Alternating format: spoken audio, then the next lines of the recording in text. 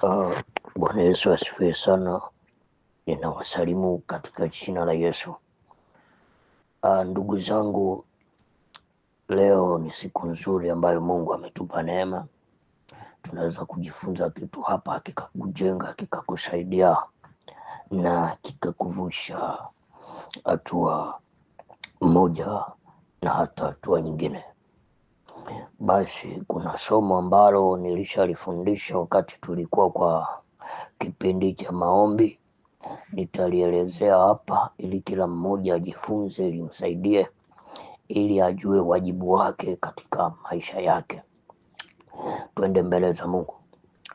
Baba, katika jina la Yesu Kristo, asante Bwana kwa ajili ya wasaa huu napoenda kujifunza ili neno lako la uzima.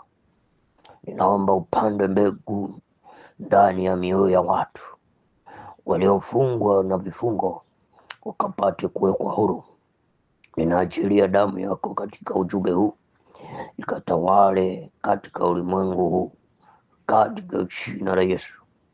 Nakemea kila madhabahu chafu, madhabahu za kisa, hazina nguvu tena kwa damu ya Yesu. Amen. Basi ndugu yangu, tutaenda kujifunza. Kichwa cha somo kinasema kuvunja maagano ya ukoo.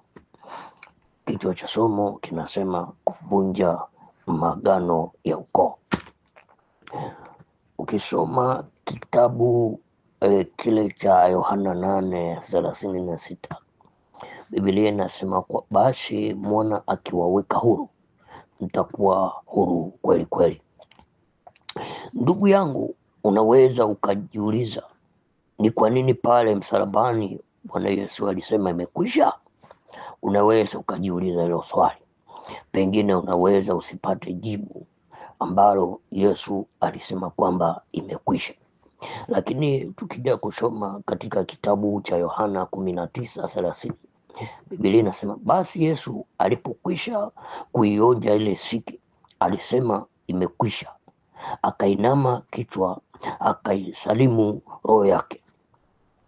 Ukilifahamu neno hili, utajua ndio sababu kwa nini huwezi kuona maneno kama haya na laana za kifamilia, laana za mababu, laana za mapepo, vifungo vya kikabila vya kifamilia ambavyo vinawatesa watu. Biblia, kwa sababu hayo yote yamejumlishwa katika hicho kitu kimoja kilichokwisha pale msalabani, nacho si kingine zaidi ya dhambi. Dhambi ndiyo mzizi wa matatizo. Imefananishwa na ugonjwa wa ukimwi. Ndugu yangu, dhambi imefananishwa na ugonjwa wa ukimwi, ndio mzizi ambao umefananishwa na ugonjwa wa ukimwi, ambao vijidudu vyote vinakula kinga ya mwili, vinatafuna kinga ya mtu, vinakula virutubisho vyote. Mtu anakuwa anadhoofika, mtu unamkuta anaumwa magonjwa ambayo sio. Kwa hiyo ugonjwa wa ukimwi umefananishwa na dhambi. Bwana Yesu asifiwe sana. Ugonjwa unafanya kazi moja tu, ni kwenda kushambulia kinga ya mwili.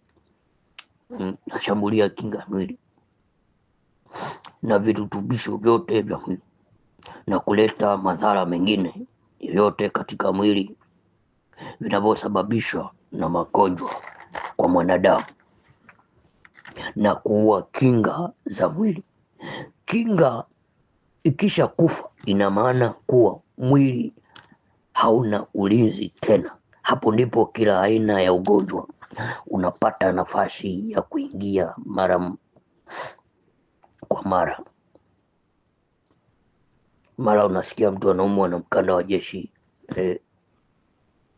mara homa ya ini na magonjwa mengine ambayo unayafahamu mwanadamu. Kwa hiyo haya magonjwa yote ndio unaona sababu yanakula kinga za mwili. Ogopa sana ugonjwa mmoja unaoitwa unaenda kwenda kushambulia kinga za mwili kuliko magonjwa 99 yanayokwenda kushambulia sehemu nyingine zote za mwili. Sasa dhambi na yenyewe ndio inafananishwa na kazi hiyo. Adamu na Hawa walipoasi pale Edeni, dhambi iliingia ndani yao ikawamaliza, ikatafuna kinga yote ya ulinzi. Mungu alichokuwa amewawekea pale Edeni, na ghafla uwaji ukaingia, uharamu ukaingia, magonjwa yakaingia, yakaanza kufanya kazi, uchawi ukaanza kufanya kazi, zikaingia vita nyingi, watu wanapigana, wanauana, matabaka, matambiko yakaanza kufanya kazi, yakaanza kujitokeza kila mahali. Hii ni aina ya dhambi ambayo inatafuna ulimwengu. Na dhambi haikupatikana dawa yoyote kwa zaidi ya 1000 dhambi haikupatikana dawa. Lakini Bwana Yesu alipokuja ile miaka ya 2000, ndipo alikuja kushughulika na vitu vyote. Alikuja kushughulika na dhambi, hakuja kushughulika na maagano ya ukoo, hakuja kushughulika na maagano ya kifamilia. Alichokuja kudili nacho kabisa ni dhambi. Dhambi ndio msingi, dhambi ndio mzizi, dhambi ndio shina. Ndio maana Mungu amekuja kudili na maisha hayo katika ulimwengu.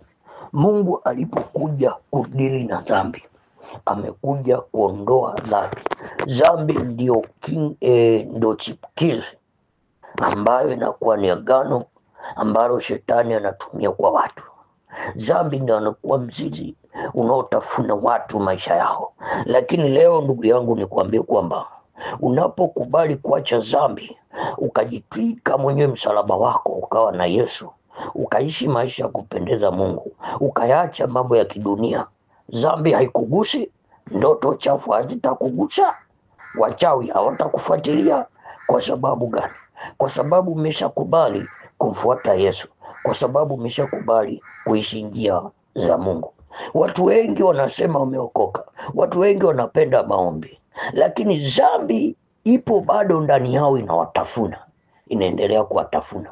Wengine wanasikiliza nyimbo za Bongo Flava, wengine wanasikiliza nyimbo za Zuchu, wengine ni wasengenyaji, wengine wanaongea vitu vichafu. Kwa hiyo Mungu hayakai katika uchafu wa namna hii. Nikwambie ukweli mwanadamu, Mungu hakai katika uchafu wa namna hii, kwa sababu watu ambao wanaimba Bongo Flava ni watu wa kidunia, ni watu wa ulimwengu. Kwa hiyo Biblia ilisema kwamba msifuatishe namna ya dunia hii. Unapofuatisha namna ya dunia hii, ina maana wewe ni mali ya shetani, wewe ni mali ya kuzimu. Pale unapokuwa umelala, shetani ana uwezo, ana nafasi ya kukutumikisha. Kwa sababu gani? Una uhalali kabisa wa dhambi, imesha kutafuna. Kwa hiyo hivi vitu inatakiwa kuviacha mara moja, havitakupeleka popote. Utaendelea kuteseka kwenye dhambi, utaendelea kuteseka kwenye maisha yasiyompendeza Mungu. Leo Mungu ana nafasi nzuri ya kutengeneza maisha yako. Acha dhambi, mrudie Mungu.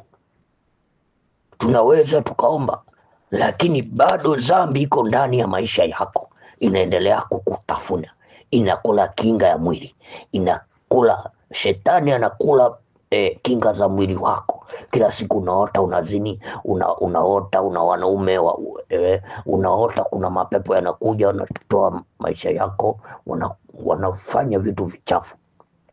Mapepo, unalala unaota unafungishwa ndoa, unazini katika ndoto. Dhambi ndio chipukizi, dhambi ndio chipukizi katika jina la Yesu. Utakapokubali kuacha dhambi, na ukakubali kumfuata Mungu, hakika hakuna uchawi juu ya Yakobo, hakuna uchawi juu ya Yohana utakao kufuatilia katika jina la Yesu. Leo una nafasi nzuri ya kutengeneza maisha yako katika jina la Yesu. Pengine ulikuwa unaota ndoto za namna hii, inakupasa uache dhambi, uache kabisa dhambi, uitenge mbali nayo, uwe mbali na dhambi. Mungu atakutumia Mungu atakusaidia katika jina la Yesu. Leo tutakapokwenda kufanya maombi, Mungu atafungua haja za moyo wako. Kama macho yako, kichwa kilikuwa kinauma, utapona. Lakini sasa lazima ukimbie dhambi, lazima ukimbie dhambi. Dhambi ndio imefananishwa na ugonjwa wa ukimwi. Dhambi kisha mtafuna mtu aweze akawa salama, shetani ataendelea kumtumia tu, shetani ataendelea kumtafuna. Katika jina la Yesu, Mungu atakuweka huru siku ya leo na utakuwa huru kweli kweli. Amen. Wewe mwenye changamoto, andika mahitaji yako hapa, nitakuongoza sala ya toba utengeneze maisha yako na Mungu. Au unaweza ukanifuata inbox kama unaona ni changamoto, ukanieleza shida zako, tutafanya maombi. Mungu atakufungua katika jina la Yesu. Amen.